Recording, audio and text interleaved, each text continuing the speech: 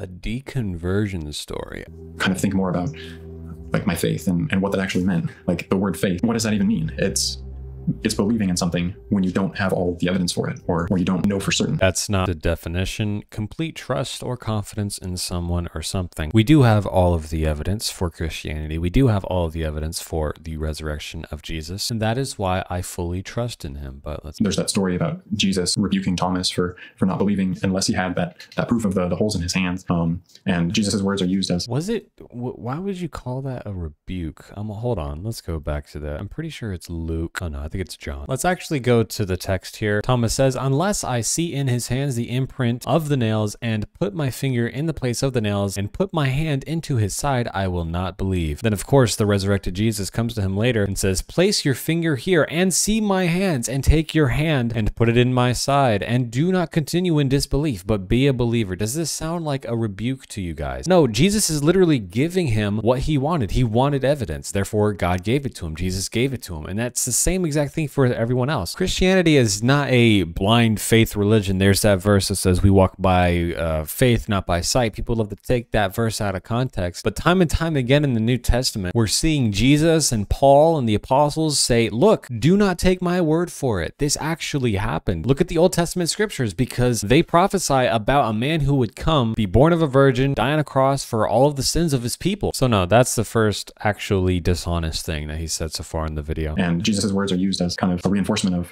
faith over evidence. And Jesus literally showed up with the evidence so that he could believe. It's not like Jesus showed up on the earth and just said, believe in me, yippee, have eternal life. No, he constantly did a whole bunch of miracles. There's a reason why he was the most famous person in the entire world, even while he was still alive. And of course, after he died and rose again, to this day, he's still the most famous. But you always have to remember that just because you see a miracle does not mean that you would believe. There are tons of people, there's a lot of Jews at the time who saw the miracles and still denied him. The Jews said to him, do we not rightly say that you are a Samaritan and you have a demon? Guys, the Jews thought he was demon possessed, and that's how he was performing the miracles, okay? So this idea of just blindly believe, no, that's completely foreign to Christianity. That kind of was the biggest piece for me. I realized that so many other religions believe so many different things on faith. What can you not believe on faith? Is it really a reliable path to truth if it's just a confident kind of... Reliable path to truth. There we have it, guys. If you seek the truth with all your heart and all your mind and all your soul and all your strength, you will know the truth, okay? There is no, oh, have faith in this, and then the truth is over here. How about you just put your faith in the truth and seek the truth all the time? The truth itself is God. This is why Jesus said, I am the truth. He is God in human form, okay? Jesus never told a lie. He was utterly incapable of doing so.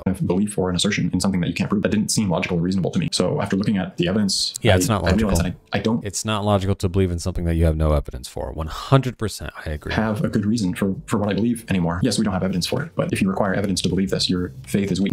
Yeah, that's some indoctrination right there. How about you give them the evidence instead of just saying, hey, blindly believe this, your faith is weak? No. It was kind of refreshing to know that I didn't have to have an answer or an explanation for everything. We're still finding things out. We don't have to assume. Did you guys hear that? He said, I don't have to have all of the answers to everything. I didn't have to have an answer or an explanation for everything. So earlier he said, don't want to have faith in something you don't have evidence for, because he wants to go for the truth instead. But all of a sudden, that goal of truth has now turned into, we can't know all the answers. This is just the common atheist. Oh, no one can know for sure. No one can actually know what happened before the universe began and all that. Like, no one can really know. But of course, that's just willful ignorance. We're still finding things out. We don't have to assume or claim to know anything, but they'll always say we can't know, but you can actually only speak for yourself. I don't know sometimes. And a lot of the time, that's the honest thing to do. That is extremely honest to do. However, you can't just say we can't know and we can't ever know. You have to always seek the truth, find answers, which most people don't want to do. There's this false humility that these people have when they say we can't know, I can't know, I'm just being